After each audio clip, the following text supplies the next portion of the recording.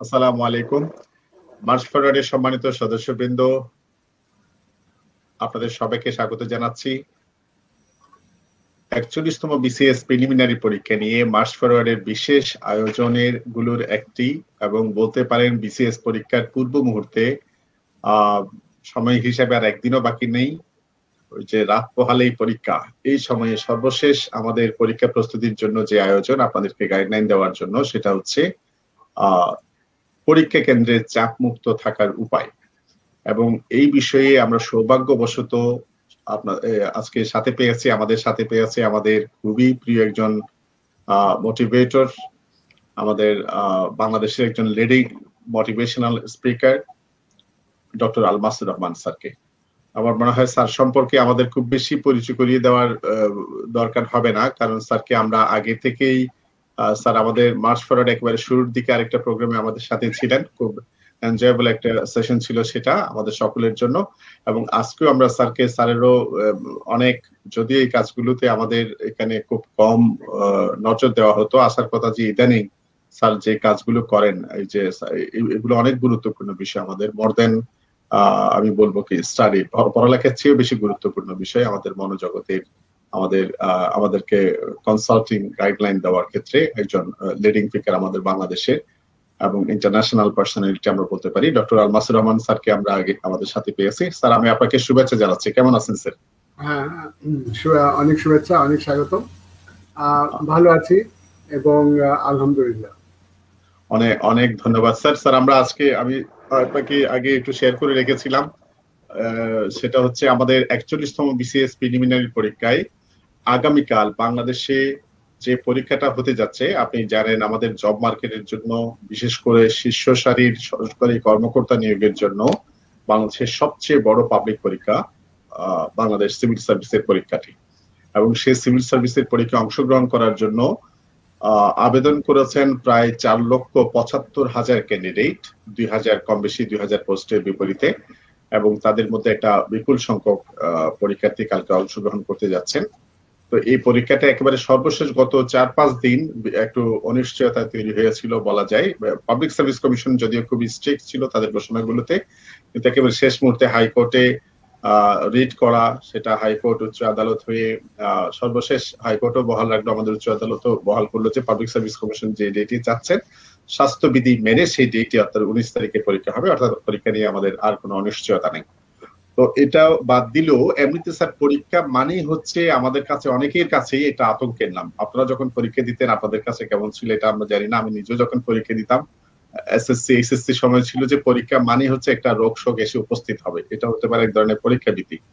আবার কালকে এই যে এই পরীক্ষা তো শুধু পাস করা ফেল করার বিষয় নয়, এই পরীক্ষাতে টিকে থেকে একজন বাংলাদেশের যেখানে সরকারি চাকরির অনেক বেশি সীমাবদ্ধতা, চাকরির সুযোগ এর সীমাবদ্ধতা আছে, সেখানেও এই পরীক্ষায় ভালো করলেই সে পরবর্তী পর্যায়ের জন্য ইয়েস কার্ড পাবে, বিসিএস লিখিত পরীক্ষা দিতে পারবে, ভাইভা পরীক্ষা দিতে পারবে, এবং সৌভাগ্য ভালো হলে তার মেধা, তার মননশীলতাকে পরীক্ষা করে সে যোগ্যতা প্রমাণ করতে পারলেই সে সিভিল সার্ভিসে নিয়োগ পাবে। তো এটার একেবারে গেটওয়ে পরীক্ষা বলা যায়, প্রিলিমিনারি পরীক্ষা, বাছাই পরীক্ষা হতে যাচ্ছে কালকে। আমার আপনার কাছে স্পেসিফিক প্রশ্ন, আমাদের বন্ধুরা যারা পরীক্ষা দিচ্ছেন তারা আপনার কথাগুলো শুনছেন, যারা কালকে পরীক্ষা দেবেন, আমি স্যারের সাথে কথা শুরু করার আগেই বন্ধুরা যারা শুনছেন তাদের সবাইকে বলবো এটা অসাধারণ একটা সেশন হবে ইনশাআল্লাহ আশা করি, এবং আপনারা এটা খুব অল্প সময়ের জন্য এই সেশনটা আপনারা একটু টাইমলাইনে শেয়ার করুন প্লিজ। এবং আপনাদের ৪১তম বিসিএস বন্ধুরা যারা আছেন সকল বন্ধুকে, যার যত বন্ধু পরিচিত ৪১তম প্রিলিমিনারি, শুধু পড়ালেখা নয়, পড়ালেখার সাথে সাথে অনেক আনুষঙ্গিক বিষয় জানতে হয়। পরীক্ষায় পাশ করা, পরীক্ষায় ভালো করা হচ্ছে একটা কৌশলের বিষয়।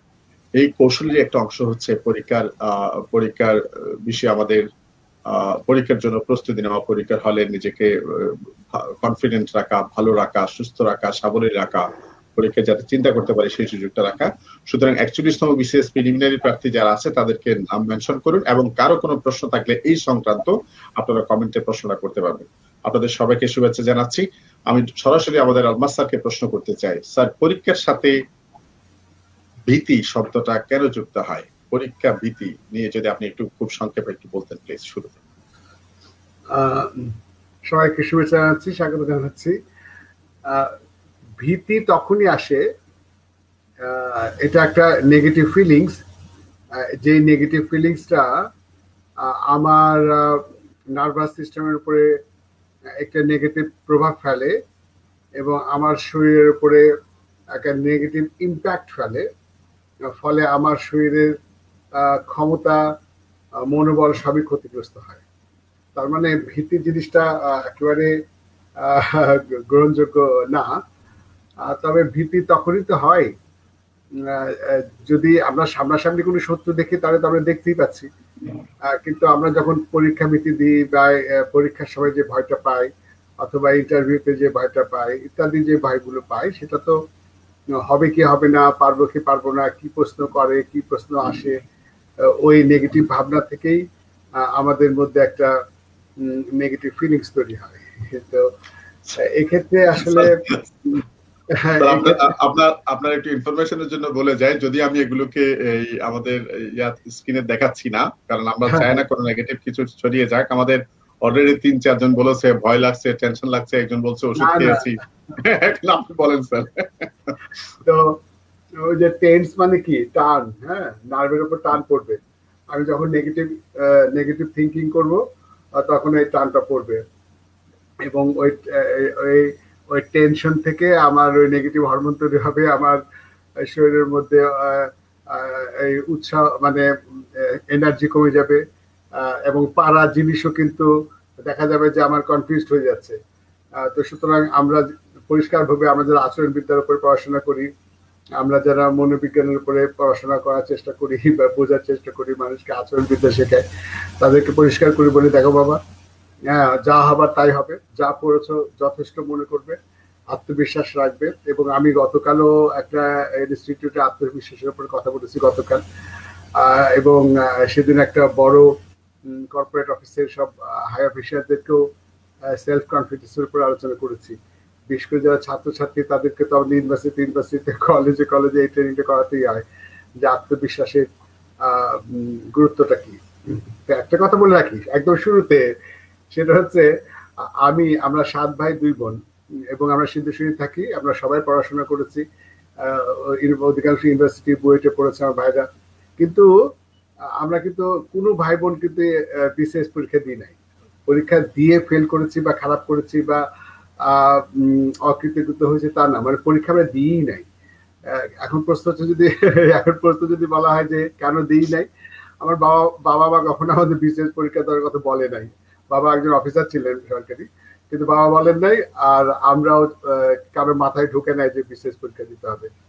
কিন্তু আমার বন্ধুরা, ঢাকা ইউনিভার্সিটিতে আমার বন্ধুরা যারা বিসিএস পরীক্ষা দিয়েছে, অনেকে কমিশনার থেকে রিটায়ার্ড করলেন, কেউ অ্যাডিশনাল সেক্রেটারি হিসেবে আছেন, আবার কেউ আমার যে বন্ধু এবং ক্লাস বান্ধবীরা বিভিন্ন ইউনিভার্সিটিতে কলেজগুলোতে আছেন যারা রিটায়ার্ডের পথে যাচ্ছেন। এখন প্রশ্ন যেটা হচ্ছে যে আমার বন্ধুরা পরীক্ষা দিয়েছে, কিন্তু আমি পরীক্ষা দেব এটা আমার মাথায় কখনো আসে নাই। আপনারা শুনলে অবাক হবেন, আমার ছাত্রদেরকে বললে তারা একটু হাসবেন বোধহয়, যে আমার এক ছেলে এক মেয়ে, একজন সফটওয়্যার ইঞ্জিনিয়ার, একজন ইলেকট্রিক্যাল ইঞ্জিনিয়ার, আমার ছেলে মেয়েরাও বিশেষ পরীক্ষা দেয়নি। এখন যদি আপনারা যদি প্রশ্ন করেন যে কেন দেয়নি, কেন আমি সন্তানদেরকে বলি নাই এবং তারাও দেওয়ার ব্যাপারে কখনো মাথায় আনে নাই। আমি দিই নাই, আমার 7 ভাই দেয় নাই, বোনও দেয়নি, আমার ছেলেরাও দেয়নি। কেন দেয়নি? আমার সন্তানকে, যিনি সফটওয়্যার ইঞ্জিনিয়ার খুব ট্যালেন্টেড, তার শ্বশুর তাকে জিজ্ঞেস করেছে, বাবা তুমি তো পরীক্ষা দাওনি, এখনো তো বয়স আছে, দিবা? তা আমার সন্তান বলেছে, বাবা বিসিএসটা কি জিনিস? দুষ্টামি করে হোক আর যে করে হোক, মানে তার মাথায় ওটা নাই যে বিসিএস পরীক্ষা দিতে হবে। আমি এটা বলছি না যে বিসিএস পরীক্ষা গুরুত্ব অত্যন্ত বেশি। দেশকে, জাতিকে এগিয়ে নিতে গেলে এটাই হলো সর্বোচ্চ পরীক্ষা এবং সবচেয়ে প্রেস্টিজিয়াস পরীক্ষা। দেশকে এগিয়ে নেওয়ার জন্য পরীক্ষা, কোনো সন্দেহ নাই। প্রত্যেকটা মেধাবী ছাত্রদের উচিত হবে বিসিএস পরীক্ষা দেওয়া এবং সেখানে পাশ করে দেশকে এগিয়ে নিয়ে যাওয়ার জন্য, সততার সাথে দেশটাকে উন্নতির শিখরে নেওয়ার জন্য বিসিএস পরীক্ষা। আমি আমার ছাত্রদেরকে বলছি, বিসিএস পরীক্ষা যারা দিচ্ছ অত্যন্ত সঠিক কাজ করছো এবং সঠিক সিদ্ধান্ত নিয়েছো এবং আত্মবিশ্বাস রাখতে হবে। তো সুতরাং বিসিএস হচ্ছে একটা প্রেস্টিজিয়াস পরীক্ষা। প্রত্যেকটা বাবা মার শখ থাকে, আমার ছেলে মেয়েরা মানে অধিকাংশ বাবা মারই শখ থাকে এটা, যে আমার ছেলে মেয়েরা বিশেষ ক্যাডার হোক এবং তারা দেশে অত্যন্ত সম্মানজনক পদে থেকে দেশটাকে এগিয়ে নিয়ে যাক। এই মনোভাব থাকা উচিত। আমার বাবা মা আমাকে বলেননি, কেন আমি জানি না, আমরা আমাদের সন্তানকে সেই অর্থেই বলিনি বোধ হয় যে ওরা এটা লক্ষ লক্ষ হাজার হাজার ছেলে পেয়েরা দেবে, তো ওই না হয় এই তোমরা দিচ্ছ, তোমাদের উপর অনেক দোয়া, আমার অনেক ভালোবাসা, তোমরা নিশ্চয়ই সততার সাথে দায়িত্ববোধের সাথে দেবে। মাথায় কখনো রাখবে না যে এখানে কোনো রকম সুযোগ সুবিধার বা ডিসঅনেস্টি হতে পারে। অনেক সময় আমরা দেখেছি যে বিভিন্ন রকম ব্যাপার স্যাপার থাকে, এটা মাথার মধ্যে রাখা যাবে না, মাথার মধ্যে আনা যাবে না। তোমরা প্রচুর পরিশ্রম করেছো, প্রচুর পড়াশোনা করেছো, অনেক কোচিং করেছো, সুতরাং তোমরা আত্মবিশ্বাস রাখবে যাতে এই পরীক্ষায় তোমরা কৃতকার্য হও। এটা হচ্ছে আমার প্রথম প্রশ্নের উত্তর। জি স্যার। স্যার ইয়াতে আমাদের শামা, নিনজামণি, নাইম যারা বলছেন তাদের সবাইকে বলি, পরীক্ষার হলে যাওয়ার আগেই, বিশেষ করে নাইমকে আমি একটু বলবো, সেই বলছে পরীক্ষার হলে গিয়ে যদি দেখি কোনো কাগজ বা সিট পড়ে থাকতে, তার মানে সে কতটুকু প্যানিক হয়ে গেছে পরীক্ষা নিয়ে, সে পরীক্ষায় কি ভালো করবে মন্দ করবে এটা না, পরীক্ষায় কি আসবে না আসবে সে চিন্তা করছে। পরীক্ষার হলের আশেপাশে যদি কোনো সিট, কোনো কাগজের টুকরা পড়ে থাকে তাহলে সে কি করবে, আমি যদি ভুল না বুঝি। এটা এগুলো হচ্ছে অস্বাভাবিক, এই ধরনের চিন্তা করার দরকার নাই। এবং আরো যাদের নাম বললাম, নিনজা এবং শামা সহ যারা আছেন বা আরো যারা আছেন, পরীক্ষা আসলে ভয়ের বিষয় নয়। পরীক্ষা হচ্ছে এটাকে আপনার এনজয়মেন্টের মধ্যেই নিতে হবে, উপভোগ করতে যেতে হবে। এবং স্যার তো খুব সুন্দর একটা কথা বলেছেন, সেটা হচ্ছে মানে এটাই যে জীবনের শেষ পরীক্ষা এবং সফল হওয়ার জন্য এটাই বোধহয় কেবলমাত্র পরীক্ষা, এইভাবে চিন্তা করার সুযোগ কম। কিন্তু স্যার আমি যদি আপনাকে একটু জিজ্ঞেস করি, সেটা হচ্ছে সেলফ কনফিডেন্সের গুরুত্ব কতটুকু পরীক্ষায় ভালো করার জন্য, মানে ইম্পর্টেন্স অফ সেলফ কনফিডেন্স কতটুকু গুরুত্বপূর্ণ? ভীষণ ভীষণ। একেবারে এমন অনেক ছাত্র আছে যে খুবই পড়াশোনা ভালো করেছে, একেবারে তিনি যোগ্য এবং সবগুলো প্রশ্নের উত্তর দেওয়ার মতন ক্ষমতা তার রাখে, মানে এমন ভাবে সে প্রস্তুতি নিয়েছে, শুধুমাত্র আত্মবিশ্বাসের অভাবের কারণে বা তার নার্ভাসনেসের কারণে সে সঠিকভাবে উত্তরগুলো দিতে পারে নাই। এই জন্য আমি সবচেয়ে এই তিনটে শব্দ সবসময় আমি ছাত্রদেরকে বলে থাকি: self acceptance, self esteem and self confidence. Self acceptance, self esteem এবং সেলফ কনফিডেন্স। সেলফ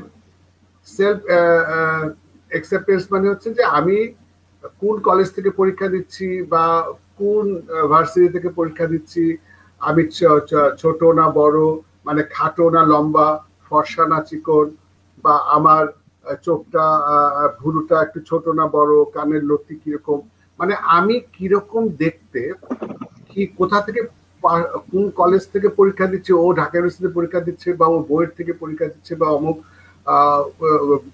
খুব নাম করা থেকে দিচ্ছে, আমি হয়তো সাধারণ কলেজ থেকে দিচ্ছি বা ইউনিভার্সিটি দিচ্ছি, না জানি ও আমার চেয়ে ওরা বেশি ভালো পারবে কিনা। এই যে আমার নিজের উপরে নিজের কি নাই, অ্যাকসেপ্টেন্স নাই, অর্থাৎ আমি যে অবস্থায় আছি, যেখান থেকে পড়ি না কেন, আমি দেখতে যেমন হই না কেন, সেটা বড় কথা নয়। আমি যেমন তেমনই এখান থেকে আমি সফলতার চূড়ান্ততে যাব। এটা হচ্ছে সেলফ অ্যাকসেপ্টেন্স। মানে আমি এই অবস্থা থেকেই সফল হওয়ার যোগ্যতা রাখি।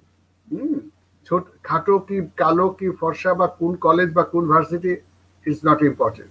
অথবা আমি সবচেয়ে বড় প্রশিক্ষণ ট্রেনিং ইনস্টিটিউট থেকে পড়াশোনা করেছি, আমার শিক্ষক কেমন ছিল সেটা না, আমি যা পড়েছি, আমি যা জেনেছি, আমি একজন মানুষ সৃষ্টির সেরা, সুতরাং সেরা, আমার মেধা আছে, বুদ্ধি আছে, সব আছে, সুতরাং আমি আমার অবস্থান থেকে বেস্ট করব।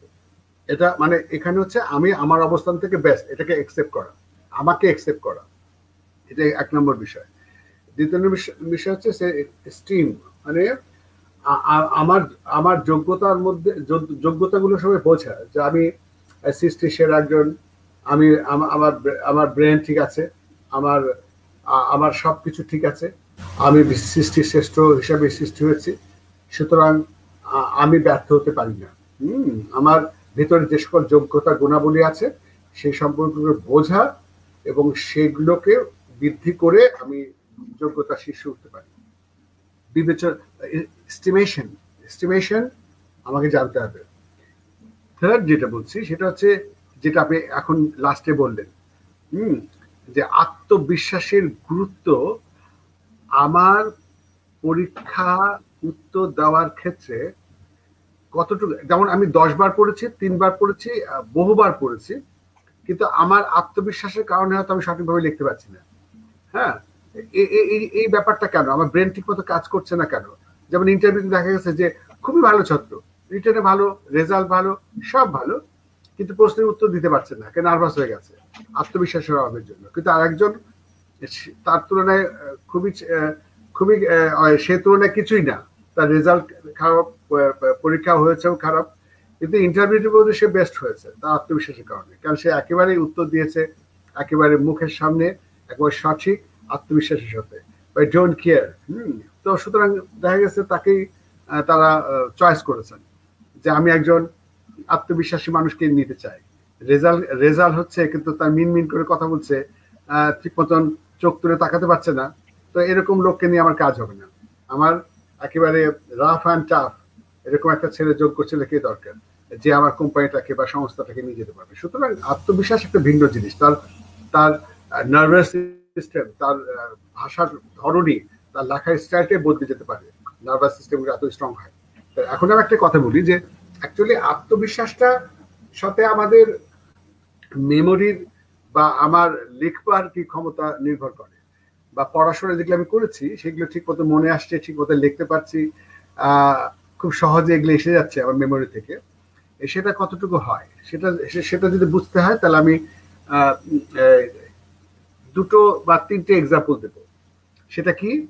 সেটা হচ্ছে যে আমাদের ব্রেনটা তো একটা মেমোরি না, আমার তো ব্রেনটা একটা মেমোরি, মানে সফটওয়্যারের মতন।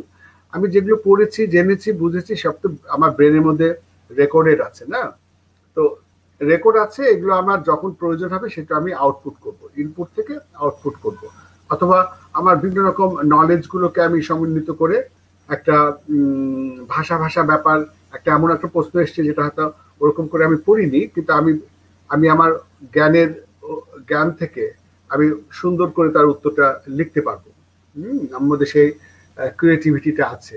কিন্তু আমার যদি আত্মবিশ্বাস থাকে তাহলে আমি এটা সবচেয়ে ভালো করে পারবো। তো এখন ব্যাপার যেটা হচ্ছে সেটা হচ্ছে যে অ্যাকচুয়ালি আমাদের ব্রেনের যে ক্যাপাসিটি, যে শক্তি, পাওয়ার, এই ব্রেনের শক্তি দিয়েই তো আমি চাঁদে চলে যাচ্ছি, আমি কম্পিউটার বানাচ্ছি, আমি কত কিছু না করছি সেই ব্রেনের শক্তি দিয়েই তো না। আল্লাহ তাআলা নিজেই বলেন, ওমা উতিতুন মিনাল এলেম ইল্লা খালিলা, আমি আমার জ্ঞানের একটি অংশ মানুষকে দিয়েছি। তার মানে আল্লাহ তার নিজের জ্ঞানের একটি ক্ষুদ্রতম অংশ মানুষকে দিয়েছে। তো সে মানুষ ব্যর্থ হতে পারে, তিনি পারবেন না, এ কখনোই হয় না। কারণ আল্লাহ নিজেই বলছে আমি সৃষ্টি সেরা করে এবং আমার জ্ঞানের একটি অংশ তাকে দিয়ে বানিয়েছি। হ্যাঁ, তো সুতরাং সে মানুষ ব্যর্থ হবে, পারবো না, এইটা এরকম একটা ভাবনা আমার মনের মধ্যে দানা বাঁধতেই পারে না। কিন্তু এই যে এত ক্ষমতাবান একটা ব্রেন আমাদের মানুষের, কিন্তু এই ব্রেনের একটা ছোট্ট সমস্যা আছে। এই সমস্যাটা যদি আমরা একটু অনুভব করতে পারি তাহলে সেলফ কনফিডেন্সের ব্যাপারটা আমাদের কাছে পরিষ্কার হবে সহজে। সেটা হচ্ছে যে আমাদের ব্রেনের একটা সমস্যা আছে, আচরণবিদ্যা, মনোবিজ্ঞানরা, সমাজবিজ্ঞান এটাকে বলছে যে ব্রেনটা একটু ইডিয়েটিক একটা হ্যাবিট আছে। সেটা হচ্ছে যে আমাদের ব্রেন রিয়ালিটি এবং ইমাজিনেশন, বাস্তব এবং কল্পনা, এই দুটোকে সঠিকভাবে আইডেন্টিফাই করতে পারে না। ও মনে করে কি দুটো একই জিনিস, কিন্তু আসলে তো দুটো এক জিনিস না। আমি বিসিএস এ পাশ করব, ভালো করব, এটা তো কল্পনা। আমি তো পরীক্ষা হবে, লিখবো, কিন্তু আমি অনেক আগে থেকে ভেবে রেখেছি এটা কোনো ব্যাপারই না, আমি পারবো। তার মানে ইমাজিনেট করছি, আমি কল্পনা করছি। হ্যাঁ, তো আর যেটা হয়ে গেছে না, এই দুটো পার্থক্য তো আলাদা জিনিস। বাস্তব এবং কল্পনা দুটো দুই জিনিস। যেমন আমি যদি এইভাবে বলি যে একটা মৃত লাশ, একটা ঘনিষ্ঠ একটা মৃত্যু, আমাদের আত্মীয় স্বজনকে মারা গেছে, এরকম একটা বাস্তব লাশ দেখলে আমরা কাঁদি, ন্যাচারালি এটা একটা লাশ, কবর হবে ইত্যাদি ইত্যাদি, তা কাঁদবো, এটা স্বাভাবিক, কারণ এটা তো একটা বাস্তব ব্যাপার। কিন্তু আমরা চলচ্চিত্রে যখন পর্দার মধ্যে, যেটা ইমাজিনেশন, কল্পনা, একটা বানানো জিনিস, সেই পর্দার লাশ দেখেও তো আমরা কাঁদি। সিনেমার লাশ দেখলে আমরা কাঁদি না? আমার প্রিয় নায়ক নায়িকা যখন মারা গেছে তখন আমরা হলে বসে বা বাসায় টেলিভিশনে কাঁদছি। কারণটা কি? আমাদের ব্রেন আসলে এই দুটো জিনিসের পার্থক্য করতে পারে না। ও ও বাস্তব লাশকে এবং ইমাজিনের কল্পনার লাশটাকে, দুটোকে এক মনে করে, ফলে আমরা দুইবারই কাঁদি। ঘুমের ঘরে আমরা ভয় পাই কেন? আমরা গর্তে পড়ে গেছি, একটা সাপ কামড়াচ্ছে, তো এই যে আমরা সাঁতার কাটছি, পালানোর চেষ্টা করছি, গভীর খাদে পড়ে গেছি, তা আমরা লাফ দিয়ে উঠছি, কি কি ব্যাপার, কি ভয়ঙ্কর, আমার বুক ধরপড় করছে, ঘেমে গেছি কেন? কারণ আমার ব্রেন মনে করেছিল ওটা সত্য। তাহলে মানে বোঝা গেল যে যেটা কল্পনার ব্যাপারটা ব্রেন ধরতে পারে না, ও মনে করে ওটা রিয়েল জিনিস। এটা কিন্তু সেলফ কনফিডেন্সের সাথে খুবই গুরুত্বপূর্ণ একটা ব্যাপার। কিরকম? যেমন ওই ওয়ারেন বাফেট, যিনি পৃথিবীর অন্যতম সেরা ধনী, তিনি বলেছিলেন যে আমি যখন ব্যবসা শুরুই করিনি তখন আমি ভেবেছিলাম যে আমি একজন গ্রেট ব্যবসায়ী। তো যখন আমি গ্রেট ব্যবসায়ী ভেবেছিলাম তখন আমি ব্যবসায়ী ছিলাম না, কিন্তু আমি গ্রেট হয়ে গেছি। কারণ ওই যে সে ভেবেছিল আমি গ্রেট, কিন্তু সেরা, আমি একজন বিখ্যাত ব্যবসায়ী, তো ওর ব্রেনটা কিন্তু ওটাকেই রিয়েল মনে করেছিল, ইমাজিনেশনটাকে ওর রিয়েল মনে করেছিল। ঠিক তেমনি মোহাম্মদ আলীও বলে যে আমি যখন বক্সিং এর চ্যাম্পিয়নই হইনি, কিন্তু আমি তখন মনে করতাম যে I have a great boxer, কিন্তু ওই যখন মনে করতাম না তখন আমি বক্সিং এর কোনো রেজাল্টই পাইনি, কিন্তু আমি বাস্তবিকই সেটা হয়ে গেছিলাম। কেন? কারণ আমি সেটা ভেবেছিলাম। সুতরাং ওই আমি যখন ইমাজিনেট করছি যে আমি পারবো, আমি মহান, কিন্তু তখন ব্রেন মনে করে কি, ইয়েস দিস ইজ ট্রু। এই বিষয়টা খুব গুরুত্বপূর্ণ। আমি এক্সাম্পলগুলো কেন দিচ্ছি? কারণ এটা আমাদের সর্বক্ষেত্রে লাগবে, পরীক্ষার ক্ষেত্রে লাগবে, পড়াশোনা করার সময় লাগবে, ইন্টারভিউ বোর্ডে লাগবে, জীবনের সর্বক্ষেত্রে বিষয়টা খুব গুরুত্বপূর্ণ, আমাদেরকে বুঝতে হবে।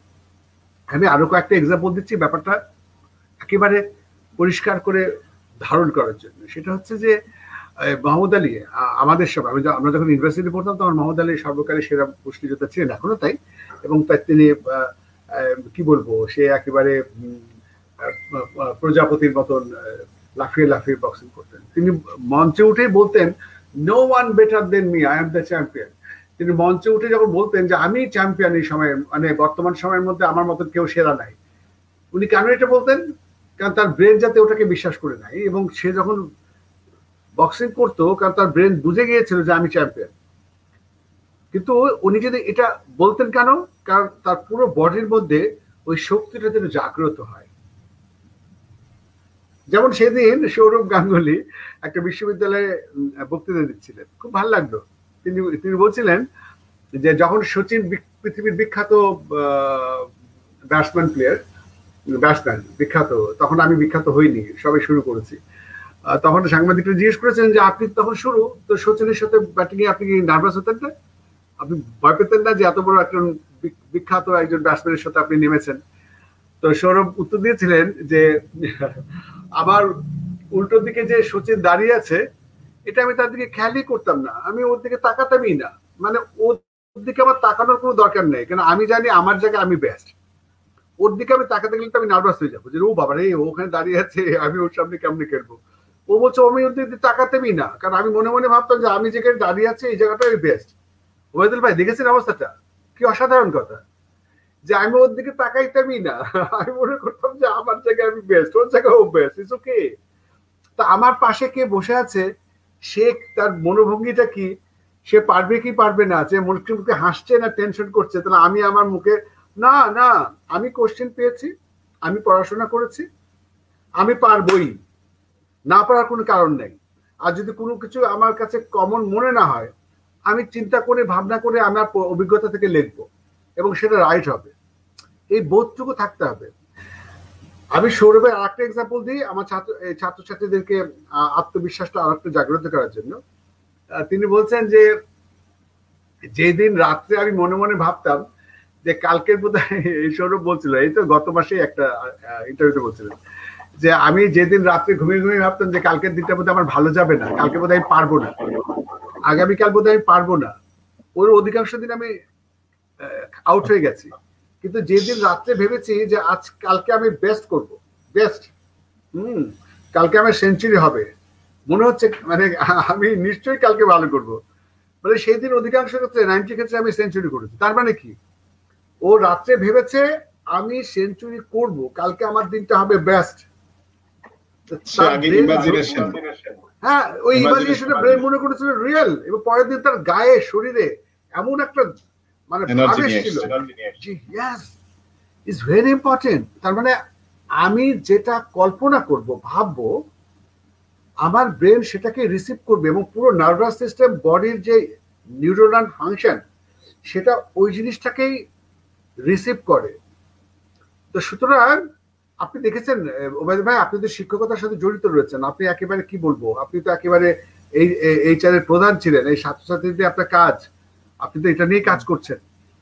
আপনি কি দেখেছেন যে সারাদিন ধরে মানে বড় বড় স্কুলে পড়ছে, কলেজে পড়ছে, তারপরে যাওয়ার আগে সে গাড়ির মধ্যে বা রিক্সার মধ্যে সে কিন্তু পড়তে পড়তে যাচ্ছে, তার মানে বুঝতে পারছেন তো, এমনকি গেটে ঢোকার আগে সে পড়ছে, তার মানে তার কোনো বিশ্বাসই নাই যে শেষ পড়তে সে তাহলে এতদিন ধরে কি করলো।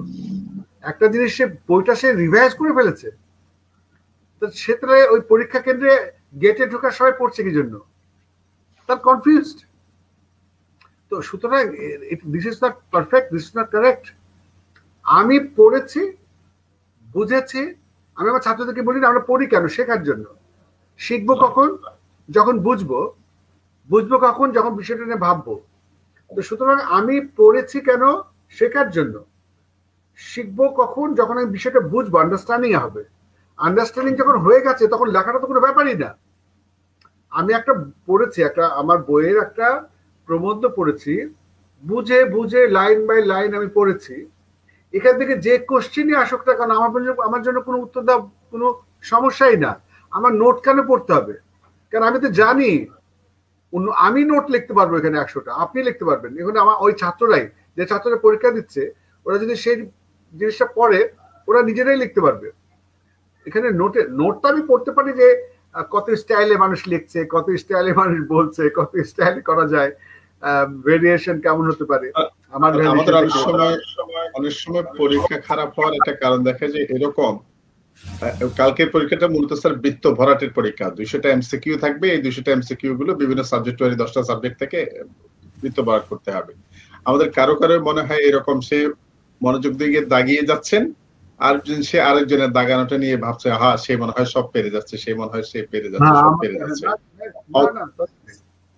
স্যার আমার একজন বন্ধু ছিল স্যার, আমার বিশ্ববিদ্যালয়ে আমার বন্ধুরা, সে শুনছে কিনা আমি জানি না এই অনুষ্ঠানটা, সে যখন লিখতো, লেখার পর একটার পর একটা সে লুজ শিট নিত, এবং নেওয়ার সময় সে তার চপ্পল শব্দ করতো, সেই যে ওঠা নামা করতো। এটা দেখে স্যার আমাদের রেজাল্ট ওদের চেয়ে ভালো ছিল, ওর চেয়ে আমার রেজাল্ট অনেক ভালো ছিল, কিন্তু আমার বুকের মধ্যে একটা চাপ পড়ে যাইতো, ওরা যত তাকাতাম তার চপ্পলের আওয়াজ, সে মনে হয় এবারে শেষ কিছু করে ফেলবে। পরে দেখলাম যে রেজাল্টের পরে সে তার জায়গায় আছে, আমি আমার জায়গায় আছি।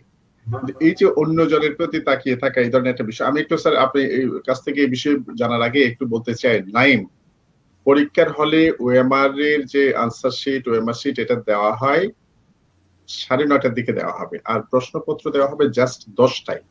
দ্যাট মিনস প্রায় 30 মিনিটের ব্যবধান, 30 মিনিটের সময় আপনি পাবেন ওএমআর ফর্মের এটা বৃত্ত ভরাট করে কোথায় কি লিখতে হবে, আনুষঙ্গিক যা যা লিখতে হবে, যেটা আমাদের ফাইনাল টিপস আজকে যে 8টার দিকে যে প্রোগ্রামটা ছিল সেখানে বলা হয়েছে, আপনি একটু চাইলে এটা দেখে নিতে পারেন।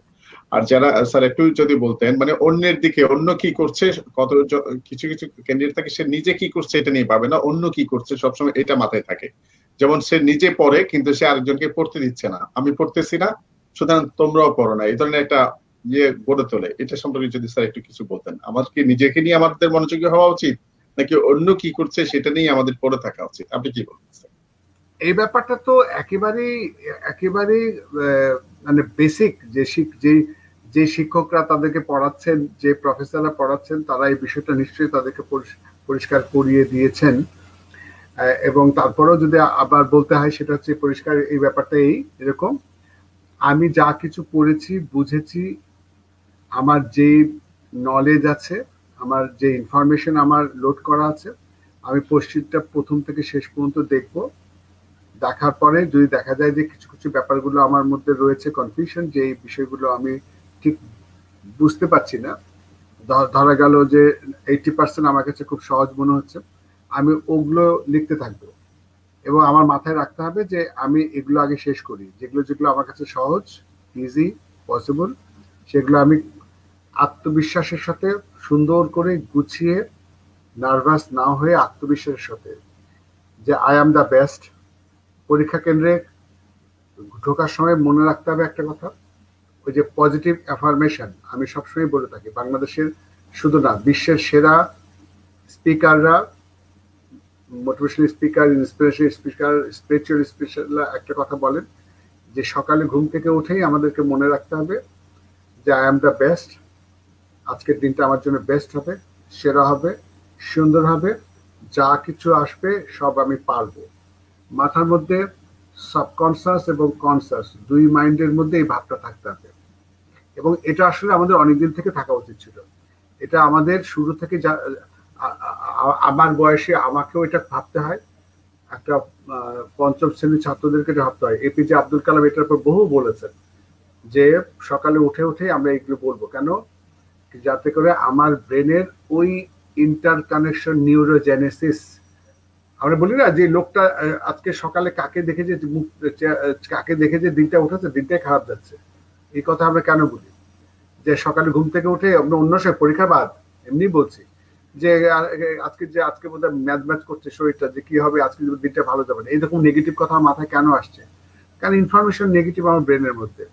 কারণ আমরা যদি প্রতিদিন এরকম করে বলি যে আজকের দিনটা আমার বেস্ট হবে, আজকের দিনটা আমার সেরা হবে, যা কিছু করবো বেস্ট হবে, সঠিক হবে, রাইট হবে, আজকে আমি কাউকে খুশি, সবাই আমার দ্বারা আনন্দ পাবে, খুশি পাবে, শান্তি পাবে, কেউ কাউকে আমি কষ্ট দিব না, কাউকে আমি বিরক্ত করবো না, কেউ আমার দ্বারা বিরক্ত হবে না, কেউ আমাকে বিরক্ত করবে না, এই ইনফরমেশন গুলো যে আমরা প্রতিদিন আমাদের আচরণবিদ্যায় বলে 21 দিন যদি অথবা 21-এর ডবল দিন যদি আমরা একটা বলতে পারি, আমার ব্রেন থেকে ওগুলোই বেরোবে। দেখা যাবে সারাদিন ভালো যাচ্ছে, সবকিছু সাকসেসফুল হচ্ছে, যা কিছু হচ্ছে সঠিক হচ্ছে এবং ব্রেনই ওটা করবে। ইন্টারকানেকশন নিউরোজেনেসিস, নিউরোপ্লাস্টিসিটি, এটাকে বলে positive affirmation, daily positive affirmation. তো ছাত্ররা যদি এটা প্র্যাকটিস করে থাকে ভালো, যদি প্র্যাকটিস করে নাও থাকে তাহলে কালকে তারা সকালে ঘুম থেকে উঠে, যারা মুসলিম তারা তো নামাজ পড়বেন, কিছু দোয়া দূরত্ব করবেন, যার যার যেমন করে বা যে যে ধর্মে আছে তারা পালন করবেন এবং পজিটিভ অ্যাফার্মেশন ব্রেনে রিসিভ করবেন। আজকের দিনটা আমার দারুণ যাবে, সুন্দর যাবে, আজকের পরীক্ষায় আমার যে প্রশ্নগুলো আসবে সবগুলো কমন আসবে, সঠিক যা কিছু আসবে আমি সবগুলো পারবো, আমার পক্ষে পারা সম্ভব, আজকে আমার পরীক্ষা সাকসেসফুল হবে এবং আমি আজ পর্যন্ত যত পরীক্ষা দিয়েছি এটা বেস্ট পরীক্ষা হবে এবং আমি খুশিতে থাকবো এবং সাকসেসফুল হব। সবাই খুশি হবে, বাবা মা খুশি হবে, শিক্ষক খুশি হবে, সবাই খুশি হবে, কাউকে আমি ডিস্টার্ব করবো না, কেউ আমাকে ডিস্টার্ব করবে না। আমি খুব একটা ইন্টারেস্টিং জিনিস আপনি নিশ্চয়ই জানেন, এরপরেও যদি স্যার আপনার সাথে শেয়ার করি। স্যার শুনতে পাচ্ছেন আমার কথা? হ্যাঁ নিশ্চয়ই। আমাদের বন্ধুরা যারা পরীক্ষা দিচ্ছেন একটু খেয়াল করুন, 1992 সালে ইমরান খানের নেতৃত্বে পাকিস্তান যখন ইংল্যান্ডের বিরুদ্ধে বিশ্বকাপ ক্রিকেট জয়লাভ করে, তখন সমস্ত সমীকরণ, ডাটা এবং লেখালেখি, প্রভাব বলয় সব ছিল পাকিস্তানের বিপক্ষে এবং দলীয় শক্তিমত্তা এবং ইংল্যান্ডের পক্ষে। তো ইমরান খান যখন সর্বশেষ ভাষণটা দিচ্ছিলেন তার টিমের মেম্বারদের, যারা সে সহ আর যে 10 জন ক্রিকেটার ছিলেন টিমের, ওদেরকে বলছিল প্রত্যেকের কাছেই তো নিজের ধর্মটা শ্রেষ্ঠ মনে হয়। সে বলেছিল যে আমরা ওদের সাথে খেলছি, আমাদের একটা জিনিস বেশি আছে, সেটা হচ্ছে আমাদের ইমানের শক্তি, আমাদের বিশ্বাসের শক্তি বেশি, সুতরাং আজকে আমরা জিতবই। এবং যখন খেলার পরে ওরা যখন বিশ্বকাপ জয় করলো, তাদের অনেকেই এই বিষয়টা পরে শেয়ার করেছিলেন। আপনি যেটা বলছিলেন, কালকে সকালে এসে সবাই আমরা নিজস্ব ধর্মীয় মতে আমরা প্রার্থনা করতে পারি, আমাদের আল্লাহর কাছ থেকে আমরা সাহায্য সহযোগিতা চাইতে পারি এবং নিজের মধ্যে একটা কনফিডেন্স রাখা যে আমরা, আপনি যেটা বরাবরই বলে যাচ্ছিলেন পুরো সেশন ধরে, সেটা হচ্ছে আমি পারবই, আমি ভালো কিছু করব এবং আই এম দি বেস্ট। এই জিনিসটা আসলে মনস্তত্ত্ব গঠনের জন্য অনেক বেশি ইম্পর্টেন্ট, রাইট স্যার? আপনার কথাটা আমাকে আরেকটা জিনিস মনে করিয়ে দিল। জি স্যার প্লিজ। ইউএসএ, আমেরিকার যে বাস্কেটবল ভলিবলের ওয়ার্ল্ড রেকর্ডটা বেস্ট না? ওদের যে একজন প্রশিক্ষক ছিলেন, আমার হঠাৎ করে মনে পড়লো, আমি নিজেও একজন জাতীয় প্লেয়ার, আন্তর্জাতিক বিচারক, কালকে বিপিএল চেস শুরু হচ্ছে, আমি এটার উপপ্রধান বিচারক। আমি ইন্টারন্যাশনালি একজন আরবিটার, ওয়ার্ল্ড চেস ফেডারেশন থেকে রিকগনাইজ, বাংলাদেশের দুজনের মধ্যে আমি একজন। তো যাই হোক, এনিওয়ে, তো এখন প্রস্তুতিটা হচ্ছে যে ইউএসএ তে, আমেরিকাতে ওদের যে সাইকোলজিক্যাল প্রশিক্ষক ছিলেন, তিনি সব প্লেয়ারদেরকে খেলার আগ মুহূর্তে একসাথে করতেন, করে বলতেন, আমরা কারা, হু এম আই, আমরা ইউএসএ, আমরা কারা, আমরা সবচেয়ে শক্তিশালী দেশের মানুষ, আমরা কারা, আমরা সবচেয়ে বেশি প্রশিক্ষণ নিয়েছি, আমরা কারা, আমরা চ্যাম্পিয়ন, আমরা কারা, সবচেয়ে প্রশিক্ষিত, আমরা কারা, উই আর দ্য চ্যাম্পিয়ন। মানে এদেরকে কিছুক্ষণ পর পর I M A champion, I M A champion, আমরা বেস্ট, ট্রেনিং এ বেস্ট। ওর মাথা থেকে পা পর্যন্ত আগুন হয়ে গেছে, ওরা যখন ফিল্ডে নেমে গেছে এক একটা যেন আগুনের গোলা হয়ে গেছে, কারণ তার মা থেকে পাতা থেকে পা পর্যন্ত যেন মনে হচ্ছে চ্যাম্পিয়ন চ্যাম্পিয়ন। কি অদ্ভুত ব্যাপার। কিন্তু এবং এই শক্তিটাকে জাগিয়ে তোলার জন্যই তো বিশ্বে যে এখন ক্রীড়া সংগঠন, ক্রীড়া আয়োজন যেগুলো হয়, প্রত্যেকটাতে যখন কোন একটা টিম নামে তখন তার দেশের জাতীয় পতাকা উত্তোলন করা হয়, তার দেশের জাতীয় সঙ্গীত পরিবেশন করা হয়, যাতে তাদেরকে উজ্জীবিত করে, তারা যেন ভালো করে। Right sir? হ্যাঁ, এই রাজার বার্নস্টাইন ওই যে 1000 বছর চেষ্টা করেছিল যে 1 মাইল পথ 4 মিনিটের কমে পারা যায় কিনা, কোনোদিন পারা যায়নি, 1000 বছর চেষ্টা করে পারা যায়নি। কিন্তু ওই যে রাজার বার্নস্টাইন ব্রিটিশ, উনি পারলেন কেন জানেন? উনি তখন কিন্তু বিজ্ঞানীরা বলেছিলেন যে এটা পসিবল না, কারণ এটা করতে গেলে তার ব্রেনের নার্ভ ছিঁড়ে যেতে পারে, সে হার্ট ফেল করতে পারে। কিন্তু তিনি বলেছিলেন যে আমি পারবোই, এটা হবেই। উনি যখন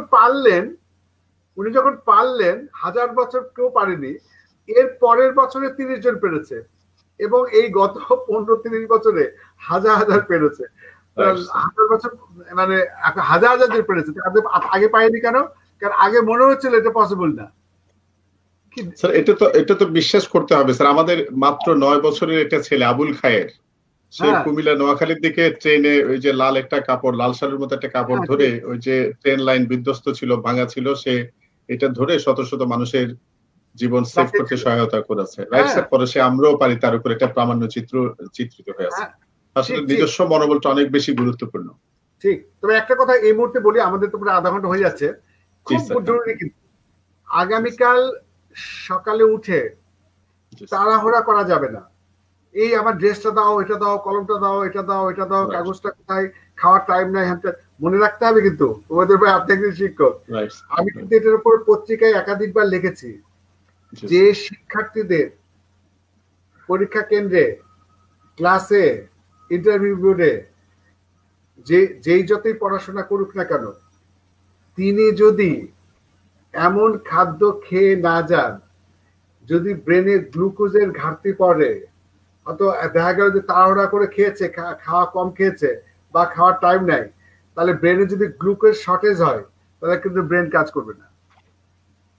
আমার একটা লেখা কিন্তু বহু আগে জাতীয় পত্রিকায় একাধিকবার উঠেছে, ছাত্রদের সকালের নাস্তা কেন গুরুত্বপূর্ণ। ইউএসএ তে, ইউরোপে শিক্ষার্থীদের জন্য টিফিন বক্সের উপর গবেষণা হয়েছিল, যে টিফিন বক্সের মধ্যে কি কি খাওয়া থাকতে হবে যেটা তাদের পরীক্ষা পর্যন্ত বা ক্লাস পর্যন্ত ব্রেনকে গ্লুকোজ সাপ্লাই দিতে পারে। সুতরাং কালকে পরীক্ষা দেওয়ার আগে প্রতিটি পরীক্ষার দিকে খাদ্য খেয়ে যেতে হবে, তবে ওই সকল খাদ্য নয় যেগুলো গ্লুকোজ জাতীয়, মিষ্টি জাতীয়, কারণ ওগুলো কিন্তু কিছুক্ষণ পর পরীক্ষা কেন্দ্রে যাওয়ার পরপরই কিন্তু দেখা যাবে ব্লাড থেকে নেমে গেছে, তখন ব্রেন ফাংশনটা কিন্তু সেভাবে কাজ করবে না। আমাকে এমন খাওয়া খেতে হবে যেটা 4-5 ঘন্টা ধরে ব্রেনের মধ্যে অ্যাক্টিভ থাকে। সেই খাওয়াগুলো কি কি? সেগুলো হচ্ছে শাক, সবজি বা এমন ধরনের খাদ্য যেগুলো আমাদের ব্রেনে আস্তে আস্তে আমাদের শরীরে হজম হয়ে আস্তে আস্তে ব্রেনের মধ্যে রক্তে অনেকক্ষণ ধরে থাকে। তো সুতরাং কালকে তাড়াহুড়া করে আধা পেট খেয়ে, অল্প খেয়ে, খাওয়ার টাইম নাই, এগুলো যদি কেউ না বলে, ওবায়দুল ভাই আপনি ভালো করে বলে দেন প্রত্যেকে বলা হয়েছে স্যার। খাওয়া দাওয়া ঠিক মতো খাওয়া দাওয়া করে এবং সেই খাদ্যটা সুগার জাতীয় মিষ্টি জাতীয় পরিমাণটা কম হয়ে যেগুলো মানে কমপ্লেক্স। স্যার যেহেতু এটা নিয়ে আপনি লিখেছেন, আমাদের এক ঈশান জারিন নামের আমাদের এক পরীক্ষার্থী বোন, সে লিখেছে স্যার তাহলে কি কি খেতে পারি, দুই একটা নাম সাজেশন করতেন।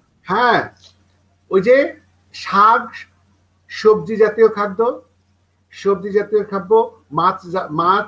মাছ খাওয়া যাবে। তারপরে ওই দেশি মুরগি মাংস খাওয়া যেতে পারে, বা লাবড়া জাতীয় জিনিস খাওয়া যেতে পারে। ফল, বিশেষ করে ফল জাতীয় জিনিস, এগুলো তো কমন খাবার, এগুলো তো স্যার সবাই খেতে পারে, বাসা বাড়ি বা যেখানে থাকে এগুলো তো খাই। মিষ্টি, দই বা গ্লুকোজ এগুলি কিন্তু ব্রেনের জন্য খুব ভালো, কিন্তু দ্রুত ঘন্টা খানিকের মধ্যে যে ওটা যে দ্রুত নামিয়ে ফেলবে। তাহলে আমরা ফলমূল জাতীয় খাদ্য বেশি খাবো, ফলমূল সবজি জাতীয়, যেটা অনেকক্ষণ ধরে আমার হজম আস্তে আস্তে হবে এবং ব্রেনে আস্তে আস্তে যাবে। এই বিষয়টা ছাত্রদেরকে বলছি, কেউ যাতে তাড়াহুড়া করে খাওয়া না খেয়ে বা আধা পেট না খেয়ে যায়, কিন্তু মোটামুটি খাওয়াটা যত আমাদের মানে ভালো খাবার। পরীক্ষার আগে প্রত্যেকে খাদ্য খাবেন, কাগজপত্র ঠিক মতো গুছিয়ে নেবেন, কারোর সাথে কোনো খারাপ ব্যবহার তাড়াহুড়া পাগলামি করা চলবে না, সবগুলো পিসফুলি যেতে হবে, আগে যেতে হবে। কোশ্চেনটা দেখার পরে যদি কোনো কোশ্চেন কমন না আসে, মনে হয় যে কোশ্চেনটা আমার কাছে একটু আনকমন মনে হচ্ছে বা একটু জটিল মনে হচ্ছে, এটা মাথার মধ্যে ধরে রাখা যাবে না।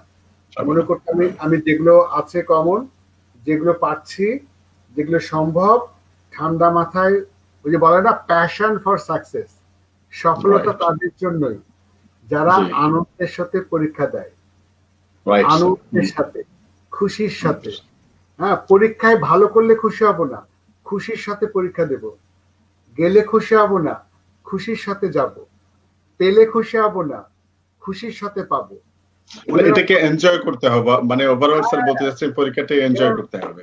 হ্যাঁ, হাসি মুখে যাব, পরীক্ষা কেন্দ্রের মুখের মধ্যে একটা হাসি হাসি ভাব থাকবে, টেনশন ভাব না, পাশে কি লিখছে, ও দ্রুত লিখছে আমি স্লো লিখছি কিনা, এটা ভাবার কোনো কারণ নাই। আমি যা শিখেছি, যা জেনেছি, ইট ইজ এনাফ। ইনশাআল্লাহ আল্লাহর উপর ভরসা রাখি, আল্লাহ আমাকে মনে করিয়ে দেবে। আমার দোয়া আছে, আমি পারবো, আমার পক্ষে সম্ভব। খাওয়া ঠিক করতে হবে। এবং স্যার আরেকটা বিষয়, আপনি তো স্যার শুরুতে একটা কথা বলে দিয়েছিলেন, ভয়ের কিছু নাই, হয়ে যাবে ইনশাআল্লাহ। স্যার যারা পরীক্ষা দিচ্ছেন তাদের সকলের জন্য তো আমাদের শুভেচ্ছা থাকলোই। সব অনেক কথা হয়েছে, এর আগে আমাদের একটা সেশন গেছে, সেখানে পরীক্ষার ফলে করণীয়, আজকে রাতের প্রিপারেশন, কাগজপত্রগুলো বা যা নেবেন বল পয়েন্ট এগুলো আজকে গুছিয়ে রাখতে হবে, সকালে একটু আর্লি উঠতে হবে। স্যার বলেছেন নিজস্ব ধর্ম বিশ্বাস অনুযায়ী একটু প্রার্থনা করে নিলে নিজের মধ্যে একটা শক্তি আসে, এটা তো প্রমাণিত আমাদের কাছে। প্লাস হচ্ছে একটু ভালো খেয়ে পরীক্ষা হলে যাওয়া, এবং আমাদের ডিএমপি কমিশনার মহোদয় পুলিশ থেকে বিভাগ থেকে ঢাকা মেট্রোপলিটন পুলিশের পক্ষ থেকে একটা মেসেজ দেওয়া হয়েছে সবাইকে, একটা বার্তা বা সবার জন্য দেওয়া হয়েছে সংবাদ মাধ্যমে। সেটা হচ্ছে যেহেতু আমাদের এখানে মুজিববর্ষ এবং স্বাধীনতার 50 বছর পূর্তি উপলক্ষে অনেকগুলো অনেক ভিআইপি ভিভিআইপি দেশ বিদেশের অনেক মেহমানরা আমাদের এখানে বিভিন্ন ঢাকা শহরে বিভিন্ন জায়গায় মুভমেন্ট বিভিন্ন প্রোগ্রামে অংশগ্রহণ করছেন, সুতরাং আপনারা যেন সময় নিয়ে পরীক্ষার হলে যান, অর্থাৎ একটু আগে ভাগে বের হয়ে পরীক্ষার হলে পৌঁছে যান। সেটার ব্যাপারে সবাই একটু আমি আবার মনে করে দিলাম, আপনারা যাতে জ্যামে পড়ে না যায়, পুলিশের ব্যারিকেডের মধ্যে পড়ে না যায়, আবার টেনশন না হয়, টেনশন করতে না হয় এই বিষয়গুলো। আর নাইম এবং কয়েকজন আপনার কথা শুনে মনে হচ্ছে আপনি খুব বেশি টেনশন করছেন, এটা আসলে একেবারে দরকার নেই। ওএমআর শিট পরীক্ষা দিবে না, সিটি রাখবে, এটা তো কোনো ব্যাপার না। অন্যদের 10 জনের জন্য যেটা হয় সেটা সিটি রাখবে না, এটা আপনি যাওয়ার পর আপনাকে দিয়ে দেবে, আপনাকে হাতে হাতে দিয়ে দেওয়া হবে। এটা নিয়ে যত টেনশন করে, এইভাবে টেনশন করলে তো আপনার সমস্যা। রাজিয়া সুলতানা বলছেন পরীক্ষার দিন কিছুই খেতে পারি না, আচ্ছা আমি একটা কথা বলি, আমি বলেছি না দই মিষ্টি টিষ্টি এই জাতীয় জিনিস কম খেতে। না, এমন হতে পারে যে সে কার্বোহাইড্রেট জাতীয় ওই যে কমপ্লেক্স খাদ্য খেলো, মাছ খেলো, মাংস খেলো, সবজি খেলো, এখন তার দই খেতে ইচ্ছে করছে, আলমাস্টার দই খেতে মানা করছে, তা না, দই যারা খাওয়া অভ্যেস আছে দই খাবে, মিষ্টি খাওয়ার অভ্যেস থাকলে মিষ্টি খাবে, খাওয়ার পরে খাওয়ার পরে ফ্রুট জুস খেতে ইচ্ছে করছে খাবে, চকলেট খেতে ইচ্ছে করছে খাবে। চকলেট খেলে ইচ্ছে হচ্ছে চকলেটও খেতে পারেন, হ্যাঁ হ্যাঁ, চকলেট সাথেও রাখা যায়, একটা অসুবিধা নাই।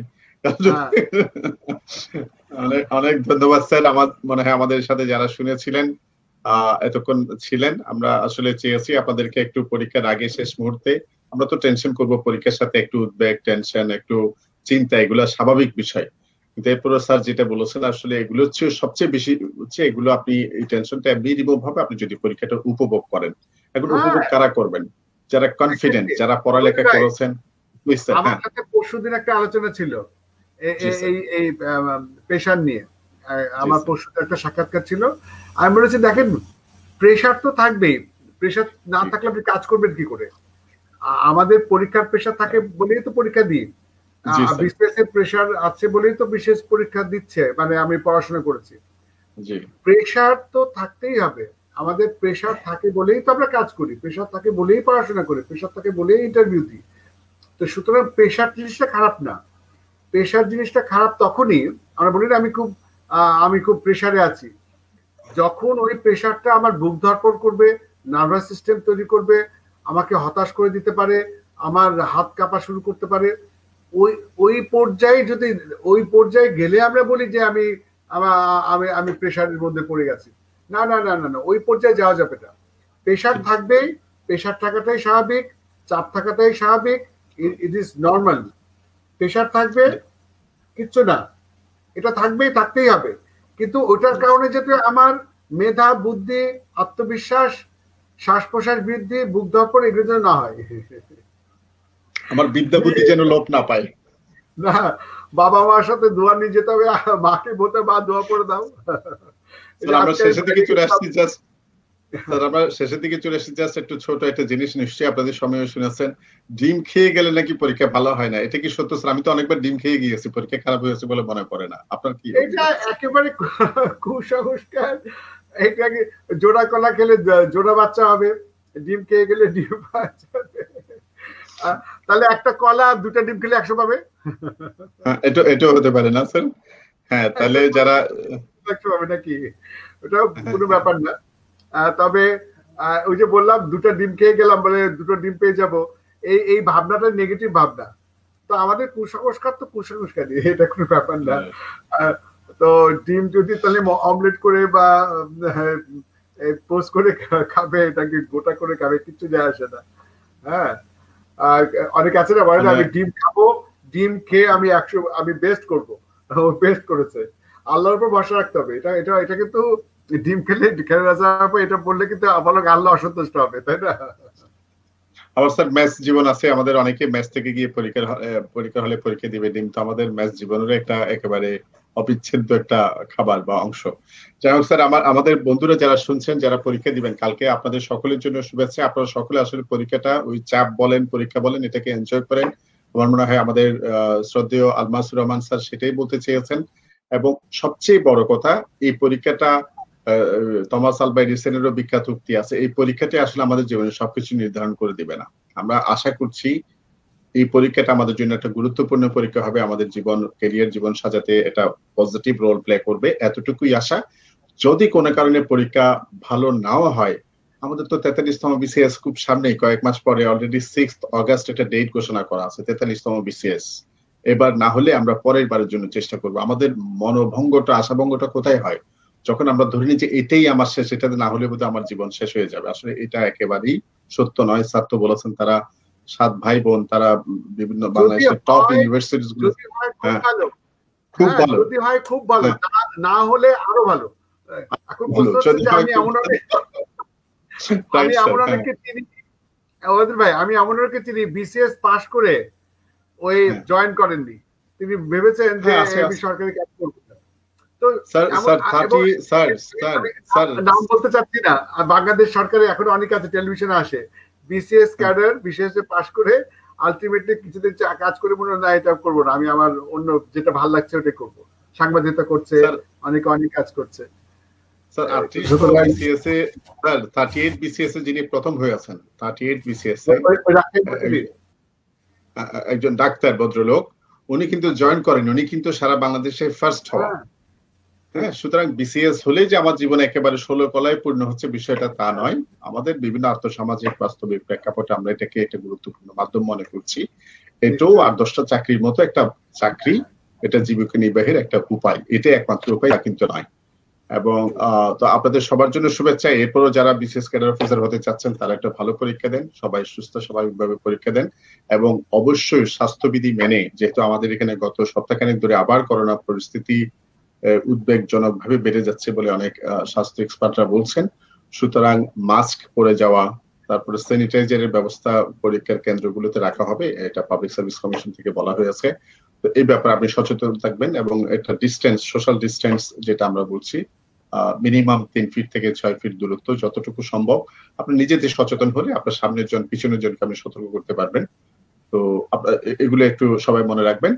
সর্বোপরি আপনারা একটা ভালো সময় কালকে অতিক্রম করুন, ভালো একটা সময় পার করুন সেই আশা করছি। যারা ভালো পরীক্ষা দেবেন তারা, যারা ভালো পরীক্ষা দেবেন না তারাও সবাই আগামীকাল বিকাল 4টায় আমরা এই পেজ থেকে, March forward free coaching for BCS and others, এই পেজ থেকে আমরা ওই আগামীকালের পরীক্ষাটার 200 নম্বরের যে এমসিকিউ প্রশ্ন পরীক্ষা হবে সেই পরীক্ষাটার সলভ ক্লাস আয়োজন করব আগামীকাল বিকালে, বিকাল 4টায় আপনাদেরকে জানিয়ে দেওয়া হবে ফেসবুকে পোস্টের মাধ্যমে।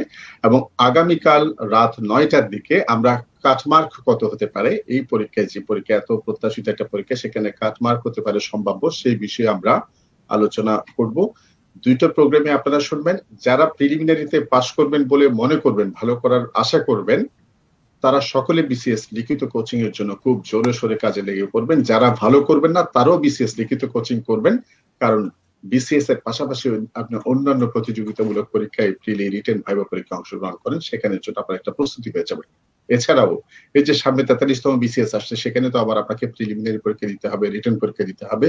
সুতরাং ভালো করলেও আপনার জন্য পরামর্শ হচ্ছে আপনি লিখিত কোচিং আবার প্রিপারেশন শুরু করবেন। খারাপ করলেও কিন্তু আপনি আবার লিখিত কোচিং দিয়ে, আবার প্রিলিমিনারি কোচিং দিয়ে আপনি আবার আপনার প্রক্রিয়াটাকে চলমান রাখবেন। এটাই হচ্ছে আমাদের পরামর্শ। আমাদের শ্রদ্ধেয় ডক্টর আলমাসুর রহমান স্যার, উনি আরেকটা প্রোগ্রাম করেই, মানে এটা কি বলবো, স্যারকে এই বয়সে এভাবে কষ্ট দেওয়া আমাদের ঠিক হচ্ছে কিনা জানি না, যদিও বয়স স্যারকে দেখতে এটা মনে হচ্ছে স্যার কিন্তু পরিপূর্ণ একজন যুবক। যে যুবকদের কথা আমরা যৌবনের গান প্রবন্ধে পড়েছিলাম কাজী নজরুল ইসলামের, দেখতে প্রৌঢ় মনে হবে কিন্তু তাদের ঊর্ধ্বের নিচে হচ্ছে যৌবন, টকবক করা যৌবন। তো আমাদের আলমাস স্যারও সেরকম একজন। আশা করি ভবিষ্যতেও স্যারের সাথে আমাদের মার্চ ফরওয়ার্ডের বিভিন্ন মোটিভেশনাল সেশন গুলোতে স্যারের সাথে দেখা হবে। আর স্যারের প্রতি বিশেষ কৃতজ্ঞতা। স্যার, আপনি অনেক ব্যস্ততার ভিতরেও, অনেক চাপের মধ্যেও আপনি চাপ মুক্ত থাকার কৌশল বলে দেওয়ার জন্য আমাদের তরুণ বন্ধুদের সময় দিয়েছেন। আপনার প্রতি অনেক কৃতজ্ঞতা স্যার। অনেক, সব ছাত্রছাত্রীদের প্রতি অনেক ভালোবাসা, অনেক দোয়া, অনেক তাদের প্রতি স্নেহ। তারা প্রত্যেকে সুখের সাথে, আনন্দের সাথে, আত্মবিশ্বাসের সাথে, সবারই সাথে উত্তম আচরণ করে তারা কেন্দ্রে যাবে, সুন্দর করে পরীক্ষা দেবে, হাসি মুখে যা ঢুকবে, হাসি মুখ থেকে ভিতর থেকে বেরোবে, এবং সবারই মুখে হাসি মনে মনে চায়। কেউ যাতে কষ্ট না পায়, কেউ যাতে দুঃখ না পায়, সবাই যাতে সুখে থাকে।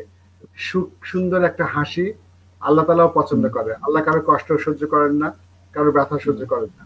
আর সুতরাং আমরা মানুষ, আমরা প্রত্যেকটা মানুষের সুখ চাই, শান্তি চাই, খুশি চাই। কারো যদি মন খারাপ না থাকে, সবারই সাফল্যতা কামনা করি। সবাই ভালো থাকবে, দোয়া থাকবে।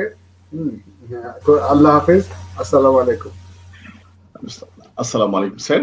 আমাদের বন্ধুরা যারা শুনছেন, আপনাদের জন্য শুভেচ্ছা। আজকে এখানে শেষ করছি। কালকে ভালো একটা সময় আপনারা কাটান, ভালো করুন। আল্লাহ হাফেজ।